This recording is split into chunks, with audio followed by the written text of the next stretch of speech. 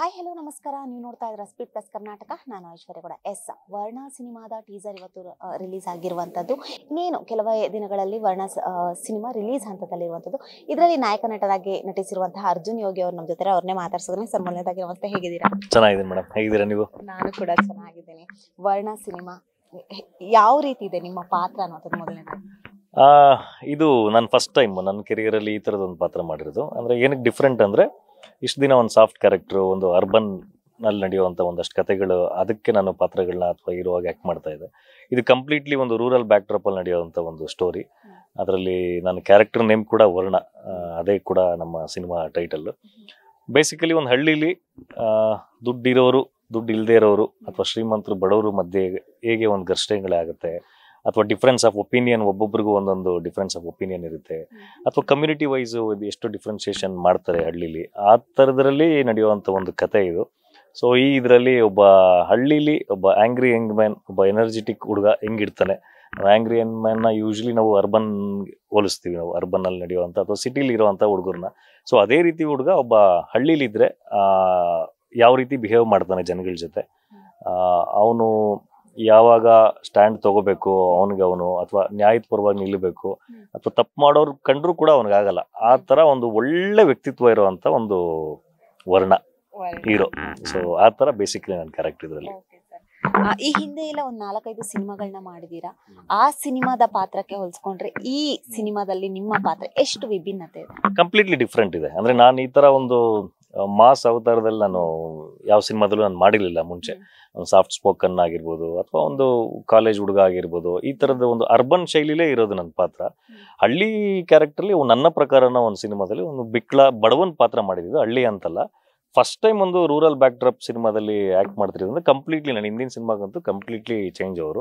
ಜೊತೆಗೆ ಇದನ್ನ ಹೆಂಗೆ ಅಂದರೆ, ಯೂಶ್ವಲಿ ಒಂದು ಮಾಸ್ ಸಿನಿಮಾಗಳಂತ ಏನು ಹೇಳ್ತಾರೆ, ಆ ಥರದ್ದು ಯೂಶ್ವಲಿ ಏನಂದರೆ ಒಂದು ಸ್ಟಾರ್ಸ್ ಮಾಡೋ ಅಂಥ ಒಂದಷ್ಟು ಸಿನಿಮಾಗಳು ನಾವು ಬೇಸಿಕಲಿ ನೋಡಬೇಕು ಅಂದರೆ ಒಂದು 4 ಫೈಟು, ಒಂದು 4 ಸಾಂಗು, ಆ ವೈಭವೀಕರಣ, ಅದನ್ನು ನನ್ನ ಮೇಲೆ ಒಂದು ಪ್ರಯೋಗ ನಮ್ಮ ದೇವ್ ಶರ್ಮಾ ಸರ್ ಮಾಡಿರೋದು. ಸೊ ಐ ಥಿಂಕ್ ನಾನು ಸ್ಕ್ರೀನ್ ಮೇಲೆ ನನ್ನನ್ನು ನೋಡ್ಕೊಳೋದಕ್ಕೊಂದು ಕ್ಯೂರಿಯಾಸಿಟಿಯಿಂದ ವೆಯ್ಟ್ ಮಾಡ್ತಾ ಇದ್ದೀನಿ. ಡೆಫಿನೆಟ್ಲಿ ಜನ ಇದನ್ನ ಹೆಂಗೆ ಸ್ವೀಕರಿಸ್ತಾರೆ ಅನ್ನೋದು ನನಗೂ ಒಂದು ಕ್ವಶನ್ ಮಾರ್ಕ್, ಗೊತ್ತಿಲ್ಲ ಹೆಂಗೆ ಅಂತ. ಬಟ್ ಟೀಸರ್ ಈಗ ರಿಲೀಸ್ ಆದಾಗ ಎಲ್ಲರೂ ಒಂದು ಪಾಸಿಟಿವ್ ವೈಬ್ಸ್ ಕೊಡ್ತಾ ಇರೋದ್ರಿಂದ ಖಂಡಿತ ಜನ ಇಷ್ಟಪಡ್ತಾರೆ ಅಂತ ಅನ್ಕೊಂಡಿದ್ದೀನಿ. ಫಿಂಗರ್ಸ್ ನಾನು ಕ್ರಾಸ್ ಮಾಡ್ತಾ ಇದ್ದೀನಿ. ಸೀರಿಯಲ್ ಇಂದ ಜನಪ್ರಿಯ ಹೊಂದವರು, ಎಲ್ಲರ ಮನಸ್ಸನ್ನ ಗೆದ್ದವರು, ಈಗ ಸಿನಿಮಾ ಕಡೆ ಹೆಜ್ಜೆ ಹಾಕಿದಾಗ ನಿಮ್ಮ ಮೈಂಡ್ ಸೆಟ್ಗೆ ಅನ್ಸಿರ್ಬೋದು, ಸಿನಿಮಾ ಬೆಸ್ಟಾ ಅವ್ರ ಸೀರಿಯಲ್ ಬೆಸ್ಟಾ ಅನ್ನುವಂಥದ್ದು. ಸೊ ಯಾವುದು ಬೆಸ್ಟ್ ಅಂತ? ನನ್ನ ಕೆರಿಯರಲ್ಲಿ ಆಲ್ಮೋಸ್ಟ್ 12-13 ವರ್ಷದಿಂದ ನಾನು ಎರಡೂ ದೋಣಿಲೂ ಕಾಲು ಇಟ್ಕೊಂಡು ಜೀವನ ಮಾಡ್ಕೊಂಡು ಹೋಗ್ತಾ ಇದ್ದೀನಿ ನಾನು. ಐ ಮೀನ್ ಇಲ್ಲ, ಕಷ್ಟ ಏನಾಗಲ್ಲ. ಅಲ್ಲೂ ಒಂದು ಚಿಕ್ಕ ಸ್ಕ್ರೀನಿಗೆ ಆ್ಯಕ್ಟ್ ಮಾಡ್ತೀವಿ, ಇಲ್ಲಿ ಬಿಗ್ ಸ್ಕ್ರೀನಿಗೆ ಆ್ಯಕ್ಟ್ ಮಾಡ್ತೀವಿ ಅಷ್ಟೇ. ಡಿಫ್ರೆನ್ಸ್ ಏನಾಗಲ್ಲ. ಅಲ್ಲಿ ಹಿಂಗಿರೋದು ಇಲ್ಲಿ ತೋರಿಸ್ತಾರೆ ಹಿಂಗೆ. ಸೊ ನನಗೆ ಹಂಗೆ ಕಂಪೇರ್ ಮಾಡ್ಕೊಂಡಾಗ ಎರಡೂ ತುಂಬ ಈಸಿನಿ ಅಂತಾನೆ ಅನ್ಸುತ್ತೆ ನನಗೆ. ಈಗ ಅಲ್ಲಿ ಆ್ಯಕ್ಟ್ ಮಾಡೋದೇ ಸೇಮ್ ಇಲ್ಲೂ ಆ್ಯಕ್ಟ್ ಮಾಡೋದು. ಸೊ ಏನು ತುಂಬ ಕಷ್ಟ ಅಂತ ಅನ್ಸಲ್ಲ. ಬಟ್ ಇಲ್ಲಿ ಏನಂದರೆ, ಅಲ್ಲಿ ಫ್ರೀಯಾಗಿ ಕೂತ್ಕೊಂಡು ಜನ ಟಿವಿ ಮುಂದೆ ನೋಡ್ತಾರೆ. ಬಟ್ ಇಲ್ಲಿ ನಮ್ಮನ್ನು ನೋಡೋದಕ್ಕೆ ದುಡ್ಡು ಕೊಟ್ಟು ಜನ ಥಿಯೇಟ್ರಿಗೆ ಬರಬೇಕು. ಇದು ಟಫೆಸ್ಟ್ ಜಾಬ್ ಹೇಳಬೇಕು ಅಂದರೆ. ಆಮೇಲೆ ಅಲ್ಲಿ ಹೆಂಗೆ ಅಂದರೆ, ಇಡೀ ಚಾನಲ್ ವರ್ಕ್ ಮಾಡ್ತಾರೆ. ಒಬ್ಬ ಹೀರೋ ಅಥವಾ ಹೀರೋಯಿನ್ ಬೆಳೆಯೋದಕ್ಕೆ ಅಲ್ಲಿ ಚಾನಲ್ ತುಂಬ ಪ್ರಮುಖ ಕಾರಣ ಆಗುತ್ತೆ. ಇಲ್ಲಿ ಹೀರೋ ಅಥವಾ ಹೀರೋಯಿನ್ ಬೆಳಿಬೇಕು ಅಂದರೆ ಅಫ್ಕೋರ್ಸ್ ಟೀಮ್ ಎಫರ್ಟ್ ಇಂಪಾರ್ಟೆಂಟ್. ಜೊತೆಗೆ ಏನಂದರೆ, ಇಲ್ಲಿ ಇಂಡಿವಿಜುವಲಿಟಿ ತುಂಬ ಜಾಸ್ತಿ ಬರುತ್ತೆ. ಅಂದರೆ ಈಗ ನನ್ನನ್ನು ನೋಡೋದಕ್ಕೆ ಅಥವಾ ನಮ್ಮ ಹೀರೋಯಿನ್ನು ಅಥವಾ ಇನ್ನೊಬ್ರು ನೋಡೋದಕ್ಕೆ ಜನ ಥಿಯೇಟ್ರಿಗೆ ದುಡ್ಡು ಕೊಟ್ಟು ಬರ್ಬೇಕು. ಅಲ್ಲಿ ಒಂದು ಡಿಶ್ಗೆ ನೀವು ದುಡ್ಡು ಕಟ್ಬಿಟ್ರೆ ಇಡೀ ಮನೆ ಎಲ್ಲ ಫ್ರೀಯಾಗಿ ಕೂತ್ಕೊಂಡು ಟಿವಿಲಿ ನೋಡ್ಬೋದು. ಇದು ತುಂಬ ಟಫ್ ಜಾಬ್. ಒಂದು ಹೌಸ್ಫುಲ್ ಮಾಡಿಸ್ಬೇಕು ಒಬ್ಬ ಹೀರೋ ಅಂದರೆ ಇಟ್ಸ್ ನಾಟ್ ಎ ಜೋಕ್. ಅದೇ ಒಂದು ಹೌಸ್ಫುಲ್ ಆಗಿರೋರು ಟಿವಿ ಮುಂದೆ ಕೂತ್ಕೊಂಡು ನೋಡ್ಕೊಂಡು ತುಂಬ ಈಸಿ. ಐ ಥಿಂಕ್ ಅದಕ್ಕೆ ಹಂಗಂದ್ರೆ ಕಮರ್ಷಿಯಲ್ ವೈಸ್ ಕಂಪೇರ್ ಮಾಡ್ಕೊಂಡಾಗ ಇದು ಟಫೆಸ್ಟ್ ಜಾಬ್ ಅಂತ ಅನ್ಸುತ್ತೆ. ಬಟ್ ಆ್ಯಕ್ಟಿಂಗ್ ವೈಸ್ ಕಂಪೇರ್ ಮಾಡ್ಕೊಂಡಾಗ ಎರಡು ಸೇಮ್. ಅಲ್ಲೇನು ಆ್ಯಕ್ಟ್ ಮಾಡ್ತೀವಿ, ಇಲ್ಲೂ ಅದನ್ನ ಆ್ಯಕ್ಟ್ ಮಾಡ್ತೀವಿ. ಸ್ವಲ್ಪ ಏನಂದರೆ ಅಲ್ಲಿ ಲ್ಯಾಗ್ನೆಸ್ ಇರುತ್ತೆ ಸೀರಿಯಲಲ್ಲಿ. ಇಲ್ಲೇನಂದ್ರೆ ಸ್ವಲ್ಪ ಎಲ್ಲ ಟಕ್ ಟಕ್ ಟಕ್ ಟಕ್ ಶಾರ್ಟ್ ಬೈ ಶಾರ್ಟ್ ಹೋಗುತ್ತೆ. ಅದೊಂದು ಡಿಫ್ರೆನ್ಸ್ ಅಂತ ಅನ್ಸುತ್ತೆ ನನಗೆ. ಬಟ್ ಸಿನಿಮಾಗೆ 3 ವರ್ಷ ಕಷ್ಟ ಪಟ್ಟಿರ್ತೀರಾ. ಬಟ್ ಎಲ್ಲ ಒಂದ್ ಕ್ಷಣಕ್ಕೆ ಬರ್ತಾರೆ, ಅದು ನೆಕ್ಸ್ಟ್ ವರ್ಷಕ್ಕೆ ಅದು ಕಣ್ಮರೆ ಆಗಿ ಹೋಗತ್ತೆ. ಬಟ್ ಸೀರಿಯಲ್ ಅಲ್ಲಿ ನಿಮ್ಮನ್ನ ಯಾವಾಗ್ಲೂ ಗುರ್ತಿಸ್ತಾ ಇರ್ತಾರೆ. ಸೊ ಈಗ್ಲೂ ಕೂಡ ಅಷ್ಟೇ, ಅಕ್ಕ ಸೀರಿಯಲ್ ಇಂದಾನೇ ನಿಮ್ಮನ್ನ ಜಾಸ್ತಿ ಜನ ಗುರ್ತಿಸ್ತಾರೆ. ಸೊ ಆ ಎಕ್ಸ್ಪೀರಿಯನ್ಸ್ ಹೇಗಿದೆ?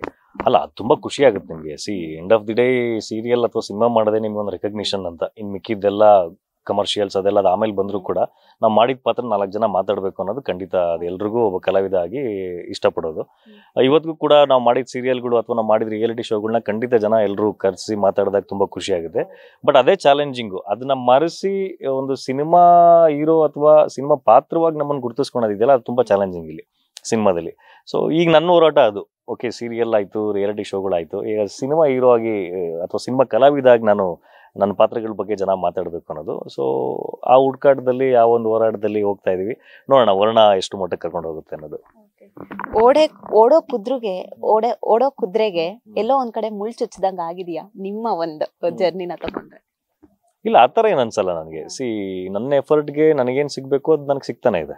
ನನಗೆ ಆ ಥರ ಏನು ಮುಳ್ಳು ಚುಚ್ಚಿದೆ ಅಥವಾ ಬ್ಯಾಕ್ ಕ್ಲಾಗ್ ಆಗಿದೆ ಆ ಥರದ್ದು ಏನಾಗಿಲ್ಲ. ಎಂಡ್ ಆಫ್ ದಿ ಡೇ ನಮಗೆ ಎಂಡ್ ಆಫ್ ದಿ ಡೇ ಏನು ಗೊತ್ತಾ, ನಾವು ಏನೇ ಕಷ್ಟಪಟ್ಟು ಏನೇ ಮಾಡಿದ್ರು ನಾವು ಮಾಡೋ ಪಾತ್ರ ಜನಕ್ಕೆ ಇಷ್ಟ ಆಗಬೇಕು, ಅವ್ರು 4 ಜನಕ್ಕೆ ತಲುಪಿಸ್ಬೇಕು. ಅದರಿಂದನೇ ವರ್ಕೌಟ್ ಆಗೋದು.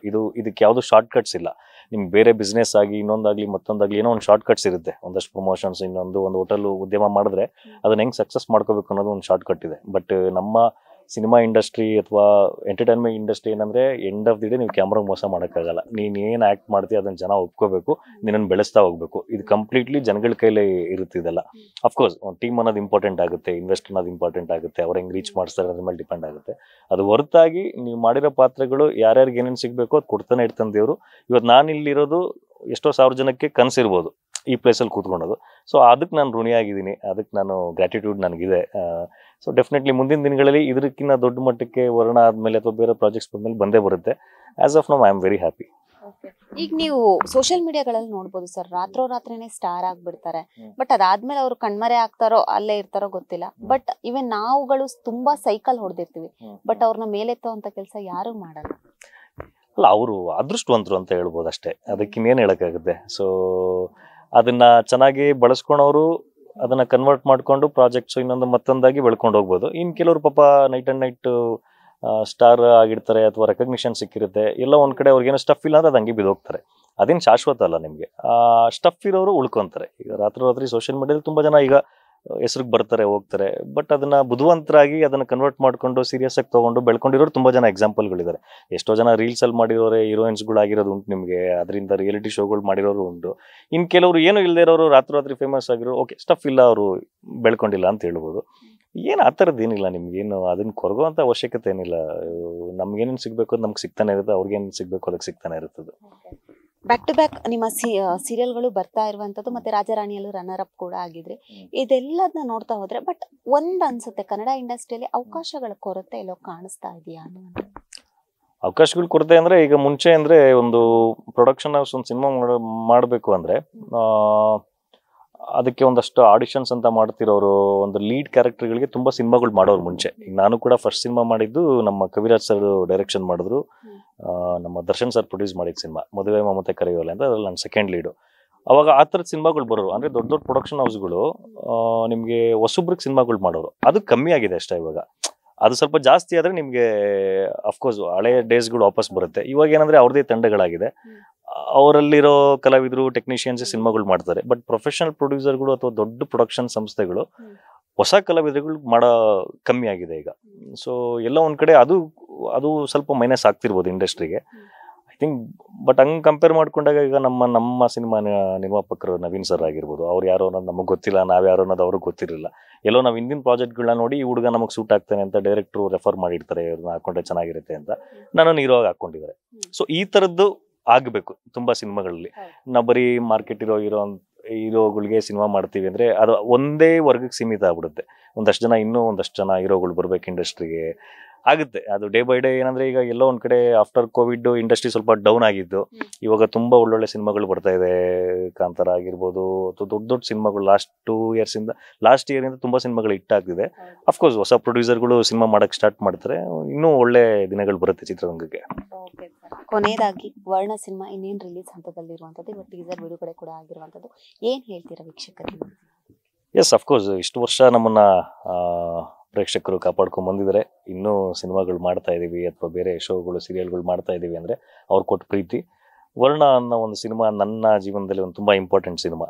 ಒಂದು ಮಾಸ್ ಶೈಲಿಲಿ ಒಂದು ರೂರಲ್ ಏರಿಯಾಸ್ ಅಲ್ಲಿ ನಡೆಯುವಂತ ಒಂದು ಕತೆಗೆ ನಾಯಕ ಆಗಿ ನಾನು ಆಕ್ಟ್ ಮಾಡಿದ್ದೀನಿ. ಈಗ ಆಲ್ರೆಡಿ ಟೀಸರ್ ರಿಲೀಸ್ ಆಗಿ ಒಳ್ಳೆ ರೆಸ್ಪಾನ್ಸ್ ಸಿಗ್ತಾ ಇದೆ ಎಲ್ಲ ಕಡೆ. ಸೊ ನೋಡಿ, ವರ್ಣ ಸಿನಿಮಾ ಅಪ್ಡೇಟ್ಸ್ಗಳನ್ನ ನೋಡಿ, ಮಿಸ್ ಮಾಡದೆ ಥಿಯೇಟ್ರಿಗೆ ಬಂದು ಇನ್ನೊಂದಷ್ಟು ದೊಡ್ಡ ಕನಸುಗಳಿಗೆ ನೀವೆಲ್ಲ ಕಾರಣರಾಗಬೇಕು. ನಾವು ಸಿನಿಮಾ ಅಥವಾ ಬೇರೆ ಏನೋ ಒಳ್ಳೊಳ್ಳೆ ಕೆಲಸಗಳು ಮಾಡಬೇಕು ಅಂದ್ರೆ ಈ ಥರದ ಸಿನಿಮಾಗಳನ್ನ ನೀವು ಹಿಟ್ ಮಾಡಿಸ್ಬೇಕು ಅಂತ ಕೇಳಕ್ಕೆ ಇಷ್ಟಪಡ್ತೀನಿ. ಅರ್ಜುನ್ ಯೋಗಿ ವರ್ಣ ಸಿನಿಮಾ ಬರ್ತಾ ಇದೆ, ಮಿಸ್ ಮಾಡದೆ ನೋಡಿ ನಮ್ಮ ಇಡೀ ವರ್ಣ ತಂಡಕ್ಕೆ ಆಶೀರ್ವಾದ ಮಾಡಿ. Thank you so much sir. ಇನ್ನು ಹೊಸ ಅವಕಾಶಗಳು ಸಿಗ್ಲಿ, ಒಳ್ಳೇದಾಗ್ಲಿ ಸರ್. Thank you so much. Thank you so much sir. Yes ನೋಡಿದ್ರಲ್ಲ ವೀಕ್ಷಕರೇ, ಇದಿಷ್ಟು ಅರ್ಜುನ್ ಯೋಗಿ ಅವರ ಮಾತಾಗಿತ್ತು. ಕ್ಯಾಮರಾ ಪರ್ಸನ್ ನವೀನ್ ಜೊತೆ ಐಶ್ವರ್ಯ ಕೂಡ, ಸ್ಪೀಡ್ ನ್ಯೂಸ್ ಕನ್ನಡ, ಬೆಂಗಳೂರು.